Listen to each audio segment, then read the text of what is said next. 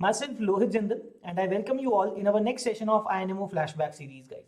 As you all guys must be knowing by now, हम इस series के अंदर प्रीवियस ईयर क्वेश्चंस कर रहे हैं and we started with the year 2000 and so far हमने INMO 2015 तक कंप्लीट कर दिया है and currently we are going through INMO 2016. तो उसका फर्स्ट क्वेश्चन भी हम प्रीवियस वीडियो के अंदर कर चुके हैं. ठीक है, तो सारे वीडियोस गाइज आप देख सकते हो. All the videos are already posted on the channel and there is a playlist as well so that you can see those questions in an order. But yes guys, एक चीज मैं आपको suggest करूंगा, if you actually do want to benefit from these videos, the best way to learn is question paper ले लो. आपको मिल जाएगा, question paper is available everywhere on the online website, official website as well. या फिर video के अंदर भी क्वेश्चन देखने के बाद वीडियो को पॉज कर दो and give that question a well attempt bye yourself. ठीक है, खुद से एक अटेम्प्ट दो उस क्वेश्चन को. हो जाएगा then that is very well and good. अगर नहीं भी होता है तो उसको 1-1.5 घंटा अटेम्प्ट दो guys, because if you have not given an attempt और सीधा सोल्यूशन देख लोगे, फिर आपको लर्निंग नहीं मिलेगी उस लेवल की जो आपको तब मिलेगी if you watch the if you have attempted the question and then watch the video later on. क्योंकि आपको मल्टीपल लेवल्स पे क्लैरिटी आएगी उसमें, क्योंकि आपने जो मेथड्स अप्लाई किए, लेट से अगर नहीं सोल्यूशन सॉल्व हुआ तो उनसे क्यों नहीं हुआ उसके बारे में भी आपको इन डेप्थ नॉलेज होगा. ठीक है, and that is what will help you learn actually and get ready for the actual INMO. ठीक है, alright guys, so enough about that. So आज का जो क्वेश्चन है guys, that is based on algebra के ऊपर बेस्ड है. तो उस क्वेश्चन को देखते हैं एंड इट्स क्वाइट इंटरेस्टिंग. बहुत इजीली वे में हो जाएगा. आपको लगेगा कि यार इन मुंह में कैसे आते हैं ऐसे क्वेश्चन, है ना. So if you are very well versed in such kind of things, आपको सिंपल लगने लग जाएगा. Okay, let us see the question guys. So again guys, this is the second question of INMO 2016. As always मैं वही आपको दोबारा बोल रहा हूं, please pause this video here and try this question by yourself. ठीक है, okay. All right, then I hope आप सब लोगों ने apply have attempted this question and let us discuss this question now. ठीक है, तो गाइस सबसे पहले इस क्वेश्चन में क्या इंपॉर्टेंट चीजें दी गई हैं फॉर पॉजिटिव रियल नंबर्स. पहली बात तो यहाँ पे ये एक इंपॉर्टेंट टर्म दे दी उसने, पॉजिटिव रियल नंबर्स, है ना. ABC जो है वो पॉजिटिव है, रियल नंबर्स है, नेगेटिव नहीं है या जीरो नहीं है. ठीक है, विच of the following statements necessarily implies, मतलब कौन से स्टेटमेंट नेसेसरीली इंप्लाई करता है कि A equal to B equal to C ही आएगा और कोई पॉसिबिलिटी नहीं है. ठीक है ना. So let us pick up the first case. ठीक है, फर्स्ट केस पिक करते हैं. दो केस है हमारे पास, दो पॉइंट्स हैं जिसको सॉल्व करना है हमें. So let us pick the first one. First one says A times B cube plus C cube is equal to B times C cube plus A cube is equal to C times A cube plus B cube. ये हमें दिया जा रहा है, हमें prove करना है कि इसको अगर हम सॉल्व करें that it is not necessary that A should be equal to B equal to C, नहीं होना चाहिए. ठीक है ना. या फिर which of the following necessarily implies, कि या तो सॉल्व करके आ जाए कि सिर्फ एक ही केस बनता है, वो है कि A equal to B equal to C. और अगर कोई और भी केस आ सकता है, if there is any other such possibility which satisfies this equation, तो फिर वो गलत हो गया. ठीक है, सो लेट अस सी गाइस. तो इसको सॉल्व करते हैं. Let us pick up the first two parts first, है ना. पहले दो पार्ट्स को सॉल्व करते हैं. सी गाइस, अगर इनको सॉल्व करते हैं, you get AB cube plus AC cube equal to BC cube plus A cube B. तो आप देख सकते हो, आप C क्यूब वाले टर्म्स को लेफ्ट साइड पे रखो. लेट से मैं आपको एक स्टेप लिख के दिखा देता हूँ. AB cube plus AC cube equal to BC cube plus BA cube. So if you are taking C cube to one side, है ना, तो क्या मिलेगा ब्रैकेट के अंदर, लेफ्ट साइड पे ले जाओ इस टर्म को, you will get A minus B is equal to AB cube को राइट साइड पे ले जाते हैं, A क्यूब B कॉमन आ जाएगा and will have A square minus B square, right. और ये बन जाएगा आपके पास C cube times A minus B equal to AB times A plus B into A minus B. So of course guys, अब यहाँ पे देखो क्या होगा, A माइनस B फैक्टर दिख रहा है आपको. एक गलती क्या होती है, यहाँ पे कैंसिल कर देना simply. That should not be done generally. ठीक है, देखो यहाँ पे दो चीजें हैं, either A is equal to B हो सकता है ना. So what does this exactly imply, ये समझते हैं. What does this thing imply actually, है ना. यहाँ पे लिख देता हूं मैं. What does this thing actually imply, either A equal to B, या तो A इक्वल टू B हो जाएगा, और अगर a इक्वल टू बी नहीं है फिर तो आप उसको कैंसिल कर दोगे, a minus B factor cancel हो जाएगा, ये वाला फैक्टर, ठीक है। And if a is not equal to b then what, और c cube is equal to, और c cube will be equal to ab times a plus b, right, this is what it means. या तो a और b equal हो जाएंगे, ठीक है, और अगर नहीं होते हैं तो आप उसको कैंसिल करोगे तो क्या मिलेगा आपको, c cube should be equal to ab times a plus b, ये हो गया। नाउ सिमिलरली आप बाकी दो को भी सॉल्व कर सकते हो, ठीक है। Now if similarly you pick second and third one, let's say, है ना, सेकंड और थर्ड पिक कर लिया, लेट्स से पहले दो को इक्वेट किया था a इक्वल टू b, अब दूसरी कंडीशन आ रही है, अगर सेकंड और थर्ड को किया तो क्या मिलेगा आपको, similarly get either if you equate the second one and the third one, मतलब अगर आप इसको इक्वेट कर दोगे सिमिलरली आपको क्या मिलेगा, either b equal to c, so then you will get either b equal to c or a cube will be equal to, ठीक है, b into c into b plus c, the solving will be exactly in the case way जैसे हमने पहले किया था, लेकिन ये condition आ जाएंगे आपके पास, ठीक है। ठीक है गाइस, हमें तो ये ट्राई करना है ना प्रूव करने का कि a equal to B equal to C के अलावा कोई और सोल्यूशन है कि नहीं, हमें ये ट्राई करना है प्रूव करने का। अगर कोई नहीं होगा then only possibility that will remain will be a equal to b equal to c, right, that is the case, ठीक है। तो हमने ये चेक करना है, if हमने ये बोला ना either a equal to b और if a is not equal to b then ये कंडीशन है, and similarly this condition holds when b is not equal to c, right, right, ये हमें चेक करना है। so let us pick the case now, if neither a equal to b and b equal to c, ये दोनों case जब हो रहे हैं तो क्या हो रहा है, हमारे पास दो कंडीशन आ रही है, c cube is equal to ab into a plus b and we have a cube is equal to bc into b plus c, right. मतलब जब a और b इक्वल नहीं है और b और c भी इक्वल नहीं है तो ये दोनों कंडीशंस आ रही हैं, तो इसको सॉल्व करते हैं, let us subtract them and will get a cube minus c cube, a cube minus c cube will be equal to, जब आप सब्ट्रैक्ट करोगे you will get a square b plus A b square minus b square c minus b c square, correct, ये आ जाएगा आपके पास। इसको solve करते हैं, लेफ्ट साइड पे we can see we have a factor of a minus C and we have a square plus C square plus A C, right. और राइट साइड पे क्या आ रहा है, आप a स्क्वायर b और bc स्क्वायर को कॉमन लिख लो, so you will be able to take b common, you will have a square minus C square, है ना, उसको मैं पहले लिख देता हूँ a plus C into A minus C, first और थर्ड टर्म में से a कॉमन b कॉमन निकालोगे तो a square minus C square है, तो a plus C into A minus c. Similarly second और थर्ड टर्म में से आप माइनस b स्क्वायर कॉमन लिख सकते हो and you will have, sorry guys, subtract करके यहाँ पे c cube minus a cube बना था ना, the way I have subtracted it, it will be c minus c cube minus a cube, so c minus a का factor दिखेगा, right, I'm sorry about that, okay, यहाँ पे b square common आ जाएगा and you'll have minus b square common, तो c minus a from the second and third term, right, so यहाँ पे आप देख सकते हो guys the term you can take c minus a common, right, या फिर a minus c common ले सकते हो आप, c minus a is common, inside the bracket you'll have a square plus c square plus ac, अब ये term को भी लेफ्ट साइड पे लेके आओगे तो प्लस हो जाएगा ना, a माइनस सी है तो c माइनस ए हो जाएगा, so you will get plus A B plus B C, और इस टर्म को भी उधर लेके जाओगे तो it will get added basically plus B square आ जाएगा, this is zero, right, this is all you get eventually. इसको सॉल्व करके आपके पास क्या आ रहा है, a माइनस सी या c minus A into the bracket inside is a square plus B square plus C square plus A B plus B C plus C है। But guys, now figure out, क्योंकि a, b, c are all positive real numbers, this expression is always positive. This can never be zero. This expression will always be positive.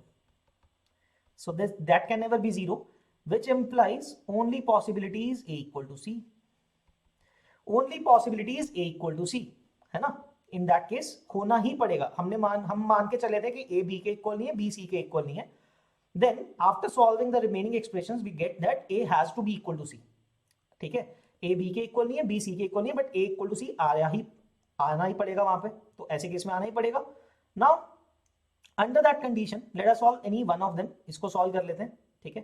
तो क्या मिलेगा आपके पास, okay काम करते हैं उसको यहीं पे सॉल्व कर लेते हैं, राइट। सो गाइज उस केस में आपको क्या मिलेगा, let us put a equal to C, तो c क्यूब की जगह a डाल देते हैं, c को a डाल देते हैं हर जगह, so you will get a cube is equal to ab into a plus b, ठीक है। तो आप देख सकते हो since a is not zero of course, तो a के a स्क्वायर आप a कैंसिल कर सकते हो, one of the a you can cancel because a can not be zero, right. वो लिख भी देते हैं a is not zero because they are positive. सो आपको क्या मिला, a square minus a b minus b square equal to zero. So basically आप a by b में क्वाड्रेटिक बना सकते हो if you divide this whole equation by b, ठीक है। जीरो तो हो नहीं सकता ना, b तो कोई प्रॉब्लम नहीं है। So you will see from this thing, आप क्वाड्रेटिक सॉल्व करोगे तो a बाई बी के क्या रूट्स आएंगे यहाँ से, 1 plus minus root 5 by 2। But guys यहाँ पे एक क्लैरिटी रखनी है, माइनस क्यों नहीं हो सकता, नेगेटिव नहीं हो सकता, because a and b are both positive, so the ratio with the negative sign is not correct, right. So हम क्या करेंगे, सिर्फ प्लस साइन वाला पिक करेंगे। So a by B is basically 1 plus root 5 by 2। So guys इसका मतलब finally solution क्या आया, a equal to c is equal to 1 plus root 5 by 2 times b. That is the relation. This is one relation that is going to satisfy the equation, the given equation basically. ठीक है, a equal to B equal to C तो करेगा ही, but उसके अलावा ये वाला root, ये वाला सोल्यूशन भी एग्जिस्ट करता है। So the first case does not necessarily imply a equal to B equal to c, right. So the first equation that is given, first part of the question does not say that a equal to b equal to c is necessarily implied. It's not necessary. There are multiple ways. One is this way. अब आप a, b और c क्योंकि symmetric है ना, you can also write a equal to b equal to 1 plus root 5 by 2 times c. So such like there could be three different possible choices. But मुझे तो यही prove करना था कि does not necessarily imply a equal to b equal to c. That job is done here. ठीक है. So we can say for the first part, not necessarily. Right, for the first part it is not necessarily. Now let us solve the second part. Okay, तो वह second part के लिए मैं नीचे scroll down कर लेता हूँ. Let's see. Okay, let me scroll down a bit. Now the second part says a times a cube plus b cube is equal to b times b cube plus c cube, right, is equal to c times c cube plus a cube. अब इसको check करना है, right?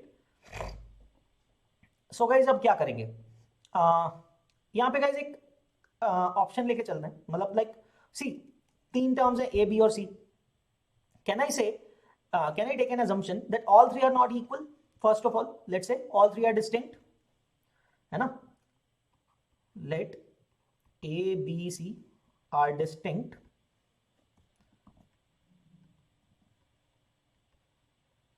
ठीक है, and without loss of generality.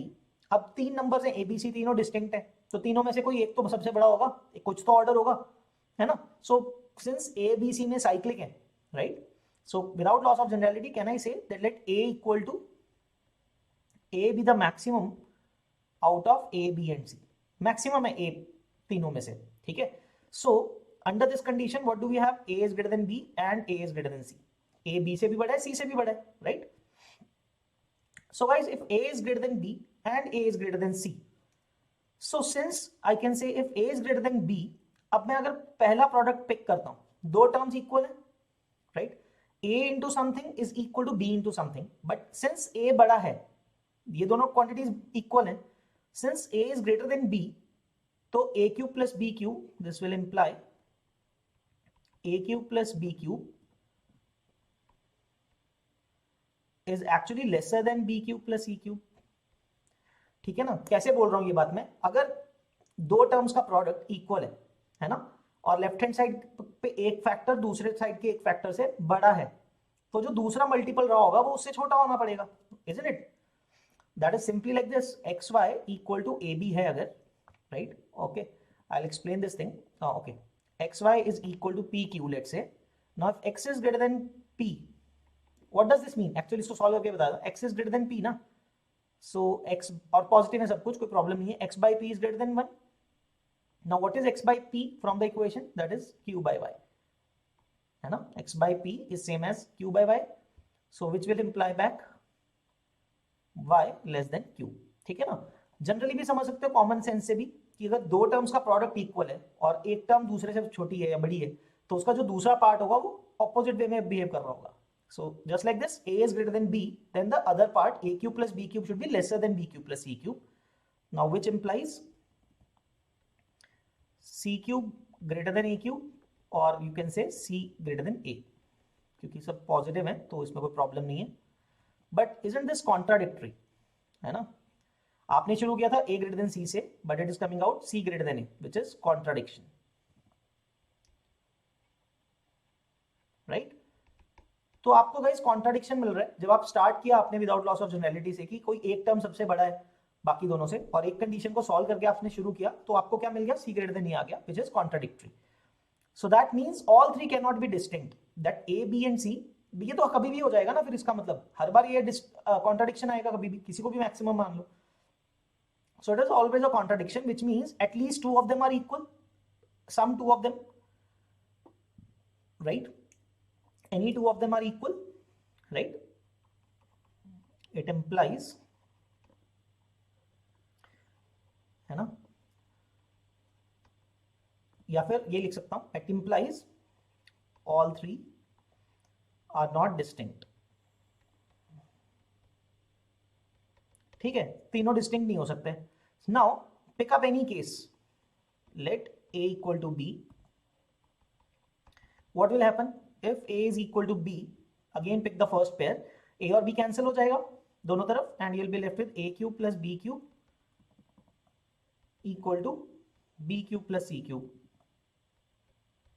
Again this will imply a equal to c, है ना, और a equal to b already था, so this is actually implying a equal to c, right, which is actually implying a equal to b equal to c.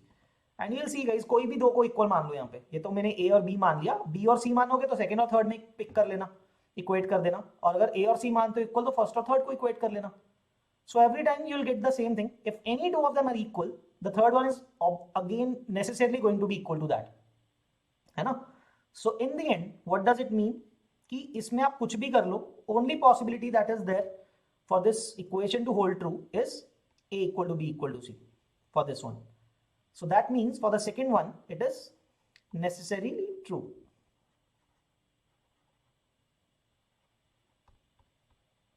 क्योंकि और कोई case आ ही नहीं रहा, हम निकाल ही नहीं पा रहे, right. Even if we tried we can not find any other case जहां पे a equal to b equal to c ना हो, तो ऐसा कोई केस हमें मिल ही नहीं पा रहा है, राइट.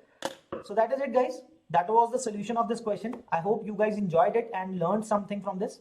तो आप देख सकते हो गाइस, मतलब इसमें कोई भी नया ऐसे कॉन्सेप्ट डिफरेंट सा नहीं लग रहा, it's just about common sense and logic thinking, right, और कुछ नहीं है. और क्वेश्चन को सही से समझना बहुत इंपॉर्टेंट है, क्योंकि वो बहुत ध्यान से लिख रहा है कि does not which statement necessarily implies, कि किस स्टेटमेंट से सिर्फ ये केस आएगा. नेसेसरीली इंप्लाइज का मतलब है कि यही एक केस बचेगा कि यही आएगा और कुछ है ही नहीं.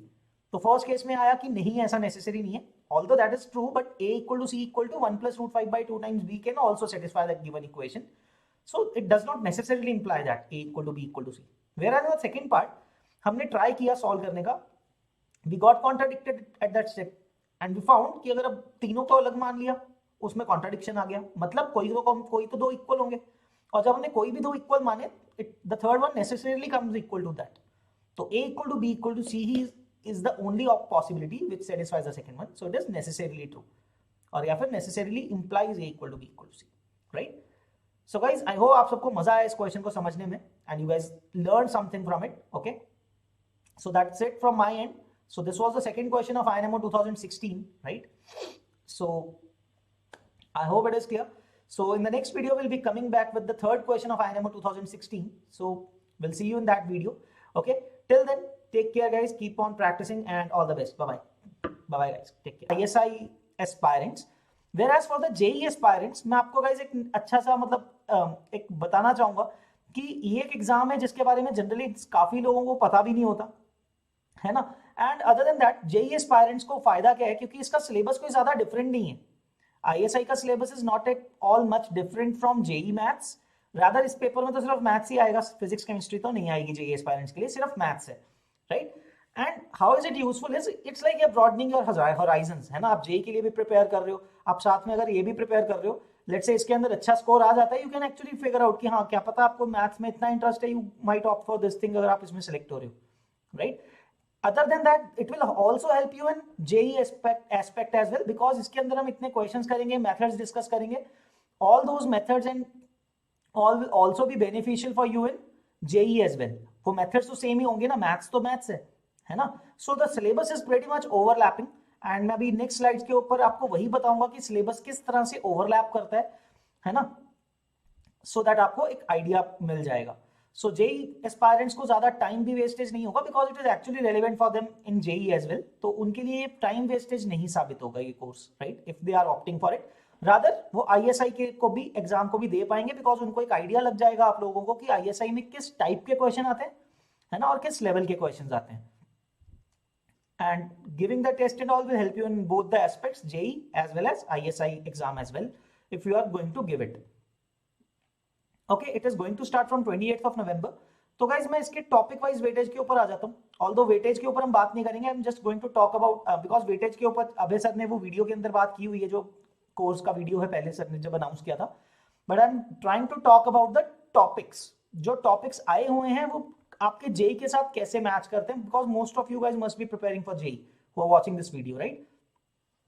आई am going to circle the topics basically जो जेई में नहीं है, बिकॉज जेई के अंदर जो टॉपिक्स है वो तो सारे ही हैं, है ना, because you can see matrices and determinants is there, conic section is there, straight lines, definite integration and area, है ना, sequences and series, trigonometry, application of derivatives and complex numbers, all these topics are already in JEE syllabus.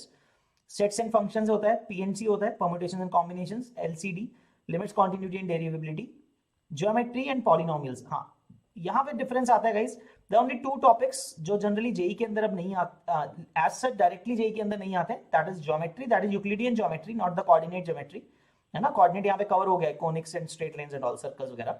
And then the other thing is number theory, which is basically an integral part of, you know, ISI का एक integral part है, 10% weightage आप देख सकते हो questions में, and other maths olympiad के अंदर भी हम इसको बहुत रिगुलसली टीच करते हैं।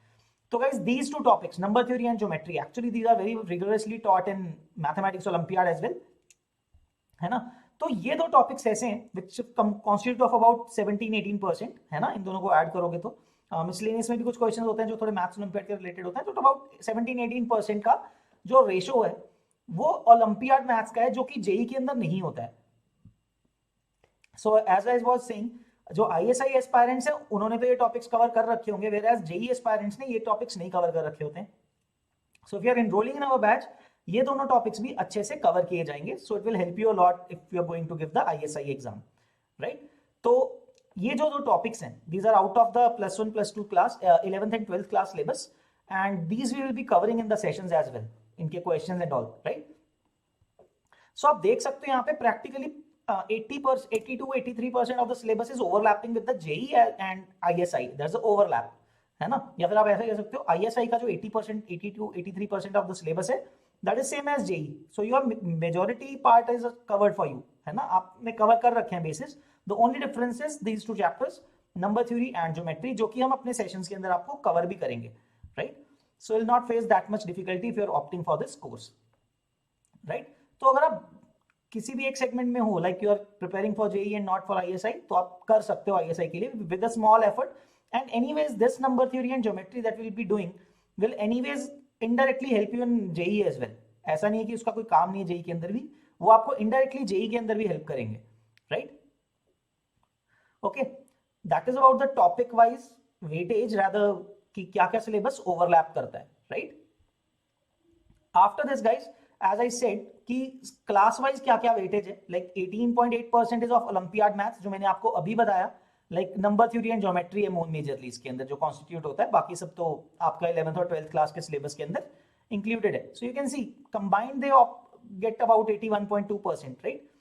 सो क्लास 12th का सिलेबस 36-37% है और 44.7% 11th क्लास का सिलेबस होता है, that is ISI syllabus, right. So अगर आप 11th 12th कर चुके हो, this course is basically meant for 12th class students जो भी 12th में है प्रेजेंटली और उनका सिलेबस बेसिकली कंप्लीट हो गया होगा.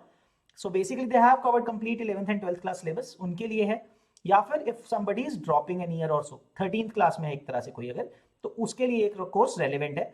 This course is not meant for 11th class students as of now, right, because उन्होंने 12th वाली चीजें नहीं की होंगी.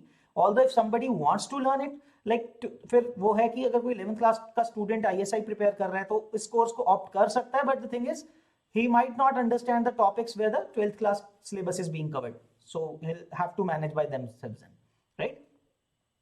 Okay, that is the weightage aspect. And now coming to the highlights of the course के अंदर क्या क्या होगा. As I told you guys, there will be like 28 November से start, or as I told you, and there will be 60 lectures in total. So every day, practically every day there will be class, and the timings would be 3 p.m. to 4:30 p.m. So in case you have some prior commitment on some days at 3 to 4:30, you can basically watch the replay for those days, है ना, वो भी कर सकते हो if you're opting for this course. So daily live lectures हैं, barring some holidays in between जो आती हैं, है ना, December end पे कुछ holidays होती हैं तो वो छोड़ दो, लेकिन but basically it is going to have you're going to have one lecture every day, ठीक है, तो ये होगा.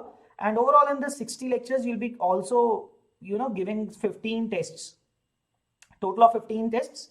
Some might be part test or full test, everything, right? But total 15 tests होंगे आपके, which will give you ample practice for the upcoming, ISI admission test, है ना? And for every lecture, for every of the 60 lectures, you'll be getting an assignment as well.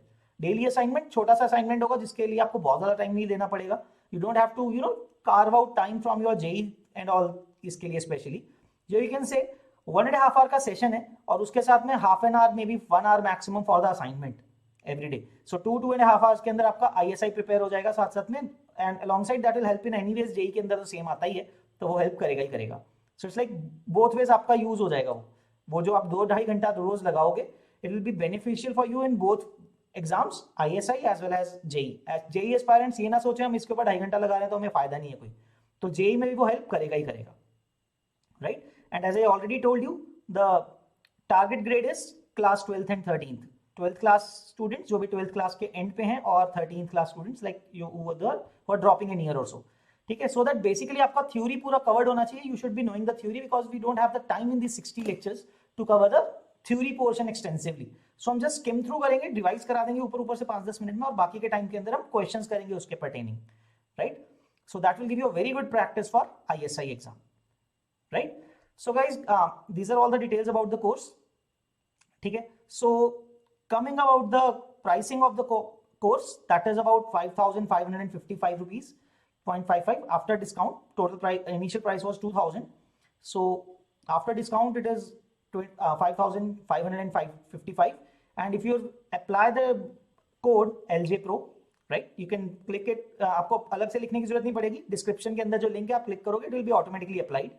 So 10% additional discount आपको मिल जाएगा, and you will get this course. You'll be able to buy the course at 5,000 rupees. ठीक है. तो guys 60 lectures and many more things are being provided to you in this course. So 5,000 a very nominal price accordingly, है ना, जितना हमने उसके ऊपर work किया है इस कोर्स के लिए, रिसर्च करके पूरे प्रीवियस पेपर्स के क्वेश्चंस भी इसके अंदर यूज किए हुए हैं, है ना, so that you get the proper idea as well. And many different countries exams is also used. So mathematics wise आप बहुत अच्छे से कंडीशन हो जाओगे उस एग्जाम के लिए, right. So that is it from my and guys. So looking forward to see you guys in the class, है ना. If you opt for this course, you'll be able to see the sessions, slides and all once you enroll in that, right. Okay guys, that's it from my end. We'll see you in the classes. Hope to see you there. Okay, bye bye guys. Thank you from my end. Bye bye.